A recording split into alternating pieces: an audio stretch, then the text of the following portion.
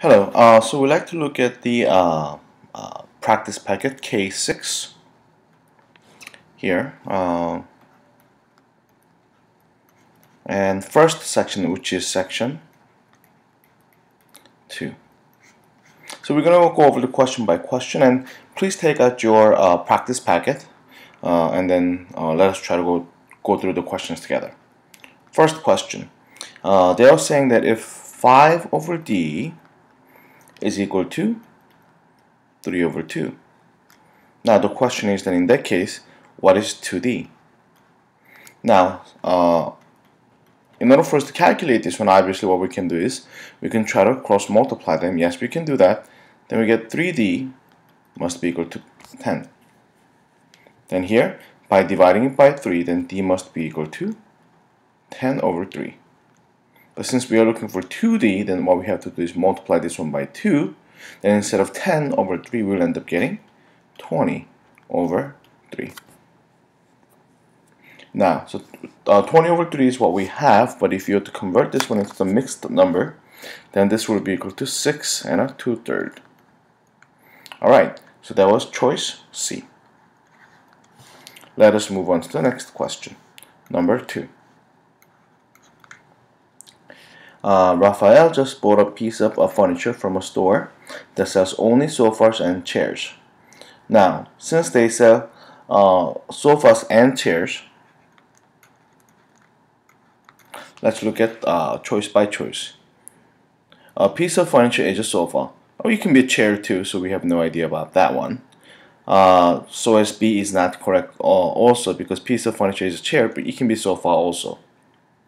Now, correct answer will be in this case. Let's try to look into choice C. A piece of furniture is not a leather sofa. Now, in this case, one thing that we get to realize is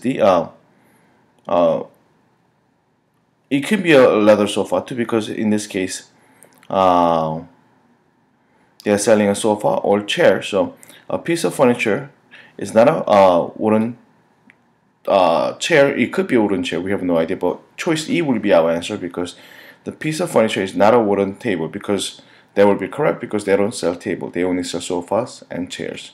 So therefore, choice E would have been our answer.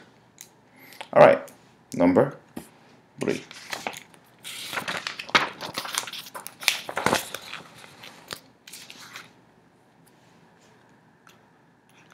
Here it goes. If an object travels at 5 feet per minute, so 5 feet per minute. Now, how many feet does it travel in 2 seconds? So we're looking at 2 seconds. You notice that we have to realize this is seconds and this one is minutes. In other words, 5 feet for 1 minute.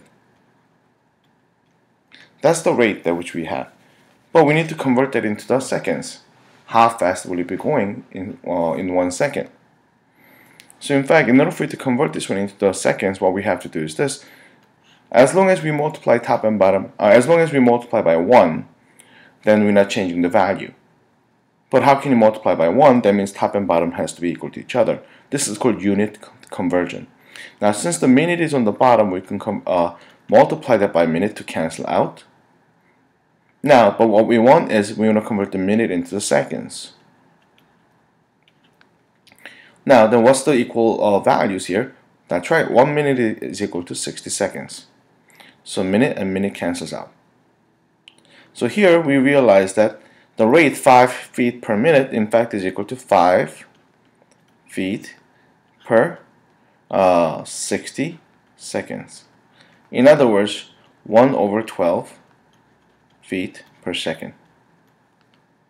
Now, since we are going for 2 seconds, how do you figure out the distance?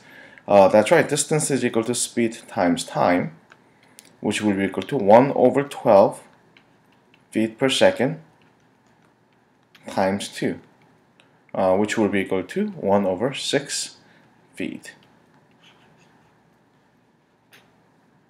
Now that becomes our answer choice. D becomes our final answer. Number 4. in an equation y equals kx. Now k is a constant and x equals 4 when y equals 6. Now here, this is in fact direct variation. Now when you look into this question, we have when x equals 4, y equals 6. And the question is, what is the value of y, which we like to figure that out, when x equals 16. That means what we have to do is we have to set the proportion. That's what direct variations are. So 4 over 6 is equal to 16 over y value. How would you calculate this one? Yes, cross multiplication.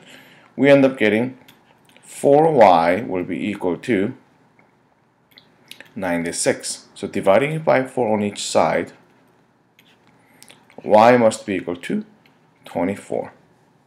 So 24 becomes our final answer. Now then, which is choice E. Let's move on to number 5. For which of the following sets of numbers the average is greater than the median? Now, let me just write down the choices for you. We have -2, -1, 0, 1, 2. And then -2, -1, 0, 1, 3. Let me just compare these two first. This is choice A. This is choice B. You see, when numbers are symmetrical, as you can see, then in that case we realize that not only the middle number is the median, but also it becomes average also.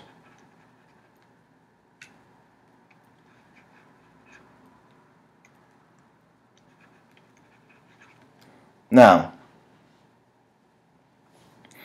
then in this case you will realize that median is still the middle number. But the thing is, instead of adding 2, we end up adding 3. So therefore, in one way, this one is a bit more heavier in this side, upper value. So you will realize that the average will be greater.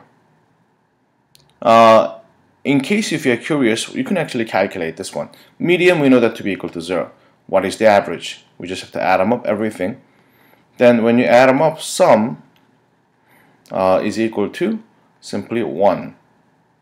So therefore, average becomes 1 over 5, which will be greater than 0. So our answer will be choice B. Number 6. X and Y are different positive integers in a way that we have 3x plus y is equal to 17. The difference between the largest possible value of y and the smallest possible value of y is. Now, here, one thing that which we can do is this. Notice that this is 3x. In other words, this becomes multiples of 3. So, what is the largest y value which we can have? That simply means x has to be the smallest possible. Then x can be equal to 1. That makes this one equal to 3. Then y will become 17 minus 3, which is equal to 14. That will be the largest value. Now, then what will be the greatest value of x, which will make the y value a little less possible? X cannot be 6, then it will be 18, which will make which will be greater than 17. So x can be 5. Then 3 times 5 becomes 15. Then we realize y value will be 17 minus 15, which will be equal to 2. So the difference between those two, 14 and then 2, becomes 12.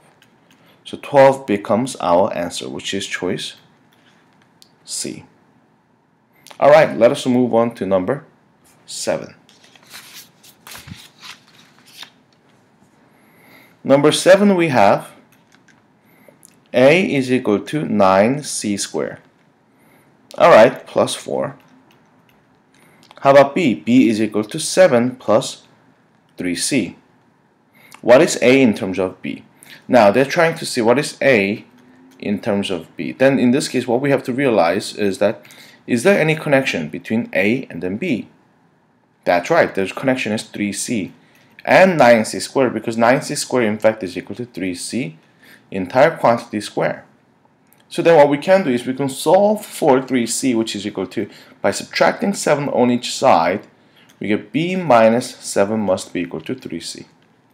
So we can put this value in this location. So there we have, in place of 3C, you see that, we're going to put B minus 7 there. B minus 7 square plus 4. Now, then if you expand this one, we get B squared minus 14B plus 49 plus 4. So our final answer becomes B squared minus 14B plus 53. Then we realize that the answer will be choice D. Alright, let us move on to number 8. A certain brand of soup contains 10% of tomato paste by volume. Okay, so 10% of tomato. Alright, now which of the following expressions represents the percent of tomato paste by the volume? A mixture of S cup of soup and then W cups of water. So S cups of soup, which contains 10% of tomato, plus W cups of water, H2O. That means, how do you figure out the percent of the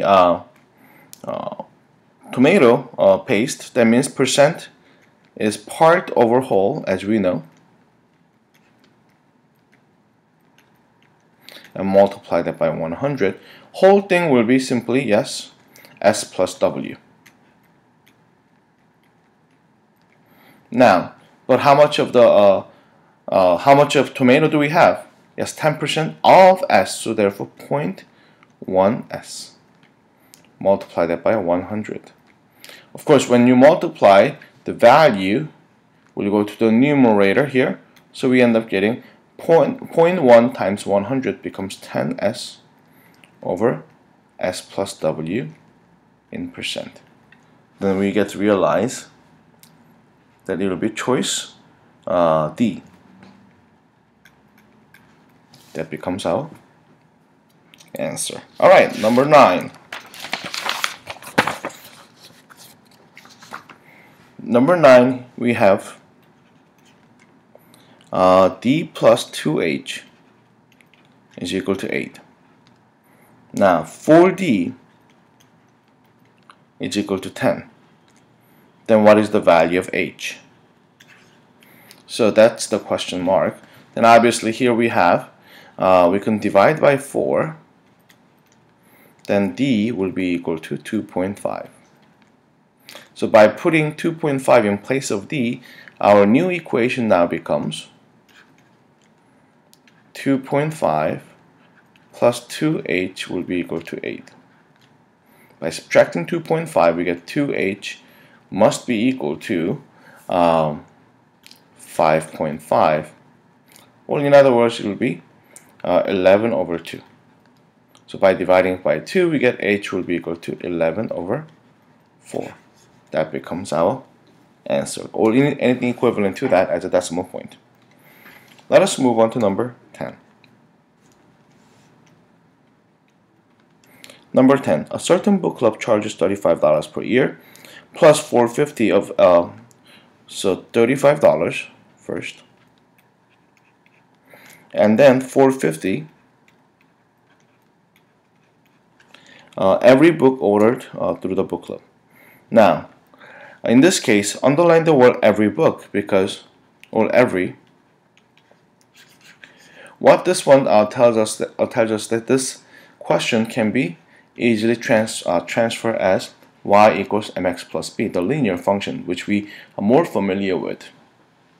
Here, if I were to give you, this is the b is the fixed cost, and then m is the cost per something. In this case, cost per book, or rate of things that which we are doing. X basically be the number of the things that we do. Whatever in this case will be number of books, or on another question it can be other context, and then Y becomes the final cost. Then here we have equation Y, which is the final cost, is equal to 4.5 times X plus 35. That's basically what we end up getting.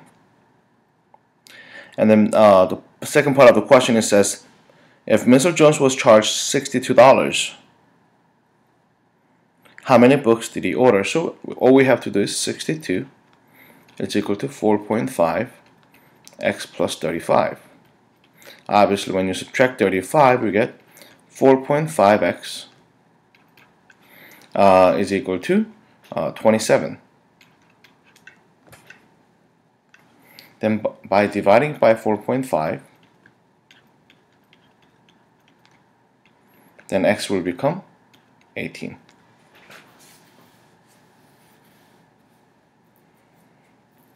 Oh, not 18, sorry. Sorry about that. I'll be 6. X will be equal to 6. So we get to realize 6 books. Alright, let us move on to the next question. Number 11. Point A, B, C, D lies on a line in that order. So let us draw a line segment. And we have point A, B, C, D. A.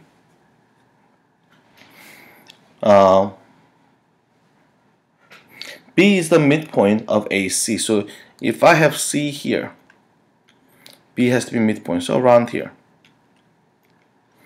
Now, C is the midpoint of line segment AD. That means if I have to extend this line segment a bit further, then D will be about the same distance, so around here, let us say, as an example. If the length of the segment AD is 16, so here to here is 16, that makes this one to be 8, and this one to be 8. That makes this one to be 4, and this one is also 4. Now, then what is the length of BD? BD becomes simply addition of 4 and then 8, which is equal to 12. Alright, let's move on to number 12 then. We have AA times BA is equal to, or A times, made a silly mistake here, that's not B, it's A. AA times AA is equal to A BA. Now, and then we are looking for what is A plus B. Now, the fact that two numbers multiplied to get itself, there are only a few possibilities of that happening. Obviously, 1 times 1 equals 1. And then next one is 6 times 6 equals 36. Or 5 times 5 equals 25. Now, and I believe that's about it. So we have these options. But second time, when same thing multiplied, the number in the front has to be itself. So let us try to think about it for a second. What if A was equal to 1? Then we get 11 times 11. Yes, that's right. 11 times 11 is equal to 121, and that fits right away. So therefore, this must be equal to 3. But what if we have 5? So what if we have 55 times 55? Now, if you have 55 times 55, you can use the calculator to calculate it quickly.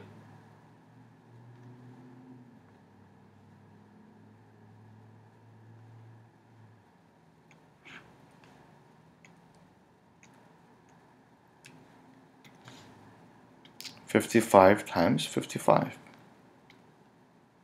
3025. That doesn't fit. 66 times 66. That would be 4-digit number, so those two choices wouldn't work. Only possibility will be this case. So therefore A plus B would have been 3. Number 13. A restaurant has 25 entries and 16 side dishes. Alright, so we have 25 entries and then 40 side dishes. If Mary wants to order one entry and one side dish for one of each kind from here, how many different combinations of the entry and then side dish can she order? Since she wants one of each kind, how many choices of entries do we have? 25, and then the other one is 40. All we have to do is simply multiply them. Then we end up getting 1,000 possible choices. Number 14. Last Friday of the 31-day month could be at most how many days after the first Monday of the same month. So let us look at it. So we have Sunday, Monday, Tuesday, Wednesday, Thursday, Friday, and Saturday. So then, what if we have Monday is the day 1, the next one will be 8, next one will be 15 by adding 7 on each time, and 22nd. Next one will be 29. So therefore, last Friday day means right over here. That's basically what we're looking at. Because if you're to be the day after 29, then it will fall into the next month. So therefore 29, then 28, 27, and 26. So you see that 26 is how many days after first? It's going to be 25 days. So 25 becomes our answer. Number 15.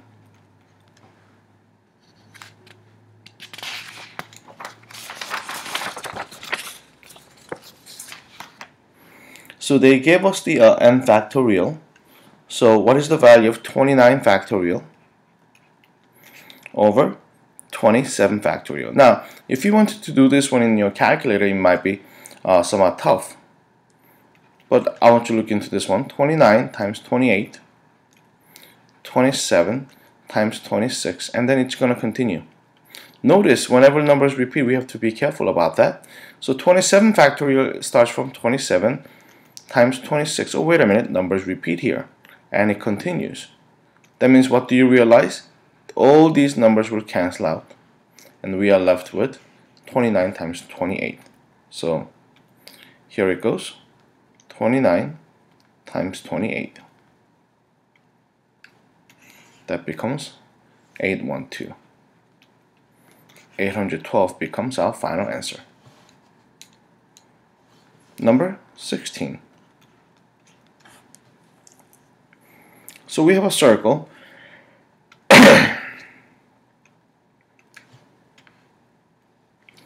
And we have one line segment, another one drawn in this way. Okay, so picture looks something like this. Here we have, that's the right angle, and that's the Q degrees, and B, C, A, F, E, and D, and this is O. Alright, so the question is, if the shaded area is equal to 160 area of the circle. Now, 1/6 in fact is equal to 60 over 360 degrees. So in fact, we are 1/6 basically means we are looking at 60 degrees here. Now, then what is the value of Q? What if I assume, because it's kind of hard to see what the shaded area is, so what if we assume the shaded area is right over here? That means that angle over here becomes 60 degrees. which makes this one to be the 60-degree angle because they're vertical angles. Then what's the value of Q? Because they're complementary, we get to realize that Q must be equal to 30 degrees. So 30 becomes our answer. Number 17. If the median of the value of 3x, 5x, and half x, x over 2, is equal to 18. Now, since x equals, since the median is the positive number, so only way that may be possible is maybe having this number over here in that order, x over 2, 3x, and then 5x. So then what's the value of x? You get to see that 18 must be equal to 3x. Then x must be equal to 6. Now let us look at number 18 together. We have a hexagon.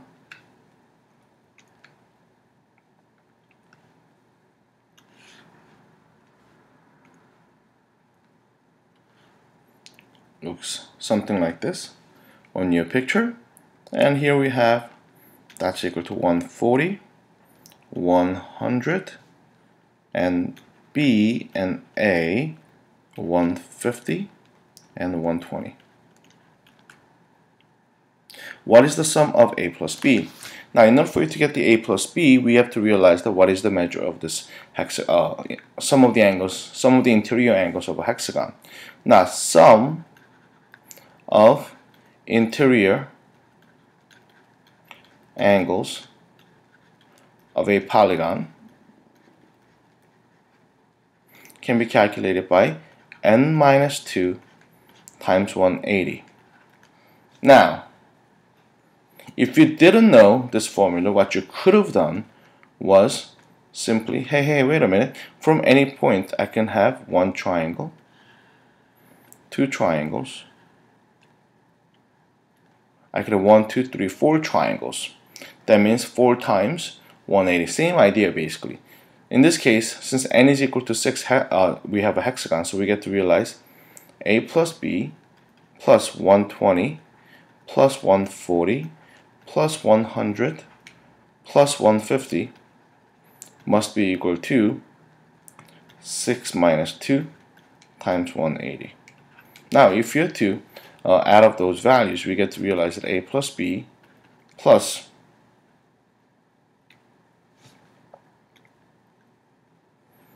120 plus 140 plus 100 plus 150. We get 510 equals 720. So then we get to realize that A plus B, by subtracting 510 from each side, we get 210 as our answer, 210. Alright, and we'll continue with part 2 later on. Have a nice day.